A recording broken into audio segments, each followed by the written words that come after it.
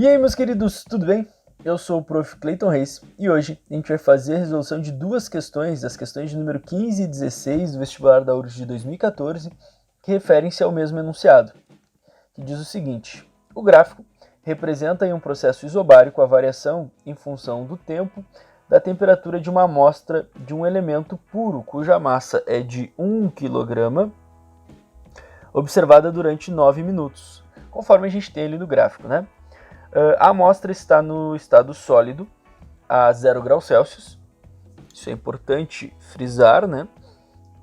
No instante t igual a zero, e é aquecida por uma fonte de calor que lhe transmite energia a uma taxa de 2 vezes 10 na 3 joules por minuto, supondo que não haja perda de calor.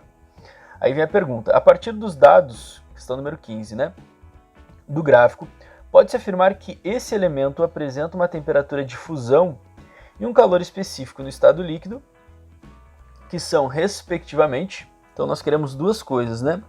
Temperatura de fusão e um calor específico no estado líquido. São dois detalhes ali. O primeiro ele é fácil de encontrar, porque é o seguinte: como a gente tem, né, a informação de que a 0 graus Celsius, ou seja, aqui, a substância encontra-se inicialmente no estado sólido, né, e a gente observa uma variação de temperatura nesse primeiro momento do gráfico, a gente pode dizer que em todo esse primeiro momento ele está sólido, porque enquanto a temperatura está variando, a substância se mantém no mesmo estado. Quando ocorre uma estabilidade ali da temperatura, né, quando a temperatura se mantém constante, aqui nós temos o processo de fusão. Fusão do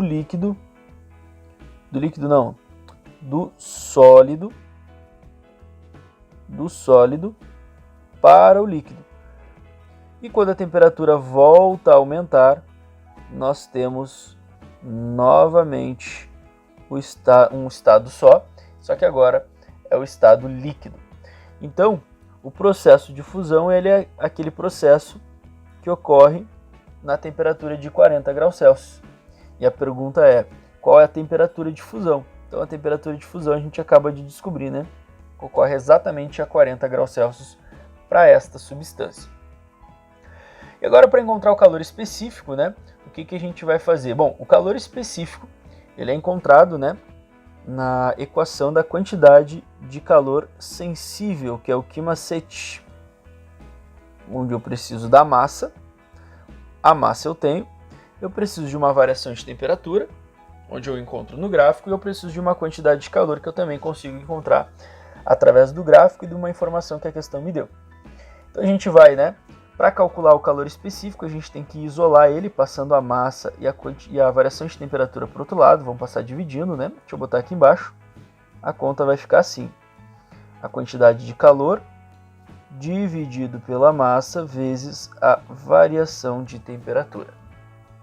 Bom, analisando o gráfico, a gente tem que procurar essas informações no estado líquido, que é onde a questão quer. Então, analisando o gráfico no estado líquido, nós temos essa curva aqui, né? Exatamente aqui. As temperaturas do estado líquido vão da onde? Vão de 40 até 70. Então isso me dá uma variação de temperatura de 40 a 70, né? Final menos inicial. 70 menos 40, 30 graus Celsius. Colocando aqui as informações, né? Eu já tenho o quê? Eu já tenho a massa, que é 1 kg. Eu tenho a variação de temperatura, que é 30 graus Celsius. Basta eu achar a quantidade de calor. Como é que eu faço para achar isso? Bom, aí vem um detalhe interessante. A questão me mostra aqui embaixo o intervalo de tempo, né? Então, essa situação, ela varia de 6 a 9 minutos, ou seja, nós temos uma variação de tempo aqui de 3 minutos. E o que eu faço com esse tempo?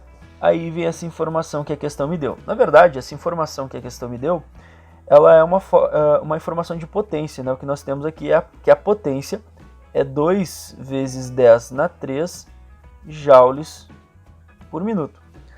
E eu posso, né, E eu posso, através da fórmula da potência, encontrar a quantidade de calor, porque potência ela é relacionada exatamente como sendo a quantidade de energia dividida pelo tempo.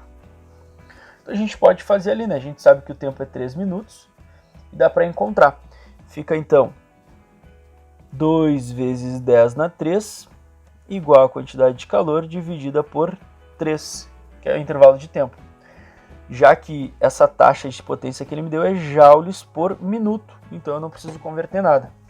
Esse tempo, esse 3, né, ele vai passar para o outro lado multiplicando. E daí nós vamos ficar com 3 vezes 2 vezes 10 na 3.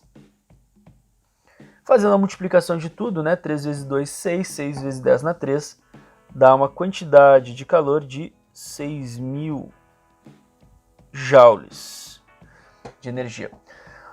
Uma coisa curiosa é que uma outra maneira de fazer, abrindo um parênteses aqui rápido, é que a gente pode abrir, né? A gente tem aquela potência que é equivalente a 2 vezes 10 na 3 joules por minuto. A gente pode abrir isso aí, se a gente não lembrar da fórmula da potência, e dizer que a cada 1 minuto,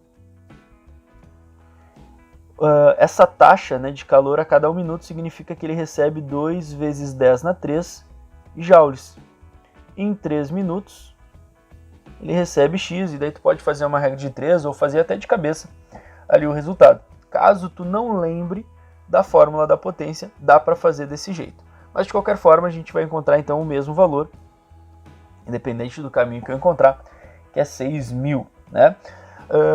Fazendo ali a conta, o que a gente vai ter então, né? 6.000 dividido por 1 vezes 30, o que vai me dar 200. Uma coisa interessante também nas unidades, né? A gente já achou a resposta, mas nas unidades às vezes tu pode te confundir. Se tu olhar as respostas, tu vai ver ali, bom, 200, isso me leva à alternativa E. E as unidades da constante é joule, quilograma, Kelvin. Nós usamos o calor em joule, a massa em quilograma, mas a temperatura em graus Celsius. Então, pela regra, né, pelo que nós usamos, ficaria joule por quilograma vezes graus Celsius. E por que a resposta está em Kelvin e ainda assim dá certo? Porque lembra, né, que a variação de temperatura em graus Celsius é igual à variação de temperatura em Kelvin. Nós temos números equivalentes. Então, na verdade, numericamente 30 graus Celsius daria exatamente 30 kelvins, né? Já que a gente está falando de variação de temperatura. Então, isso é um detalhe importante comentar, que o aluno ele pode acabar se confundindo. Então, para essa questão, nós temos a alternativa E. Bom, temos a questão 16, né? Que é o mesmo enunciado, e ela diz o seguinte: o processo que ocorre na fase sólida envolve um trabalho total de 0,1 kJ. 0,1 kJ. Isso aqui é o trabalho, né? Como a questão mesmo fala. A variação de energia interna da amostra é... A gente quer descobrir a variação de energia interna. Como que a gente faz para resolver isso aí? Bom, nesse caso, lembra que através do primeiro princípio da termodinâmica, nós temos que a quantidade de calor é igual ao trabalho mais a variação de energia interna. Já temos o trabalho, basta descobrir a quantidade de calor. Na fase sólida, né? Que é o que a questão me fala. Onde é que está a fase sólida? Bom, a gente já tinha feito a leitura antes, né? Fase sólida está aqui. O que a gente vai ter que fazer? O mesmo esquema que a gente fez na outra situação. A gente vai pegar essa taxa de calor e vai fazer a relação. Só que olha só, na fase sólida nós temos exatamente 3 minutos. E a gente já calculou, né, que em 3 minutos a quantidade de calor absorvida vai ser 6.000 joules. Foi exatamente o que a gente fez na outra questão. Então, é esse o valor que eu vou pegar para calcular, né? Só que, como as respostas estão em kilojoules e o trabalho também está em kilojoules, vamos botar isso em kilojoules, né? Então, a quantidade de calor em kilojoules fica 6 kilojoules. E agora eu faço a conta, né? Pego a equação do primeiro princípio, coloco os valores que eu tenho, 6 igual a 0,1 mais ΔU, passo 0,1 para o outro lado, vai ficar 6 menos 0,1, e isso vai me dar 5,9. 5,9 quilojoules de variação de energia interna. Isso me leva para a resposta da alternativa B. Então essa questãozinha aqui, resposta alternativa B, certo? Bom, espero que vocês tenham entendido, espero que vocês tenham gostado. Muito obrigado por assistirem até aqui. Fiquem ligados aí nas próximas resoluções. E era isso. Bons estudos para vocês e tchau, tchau!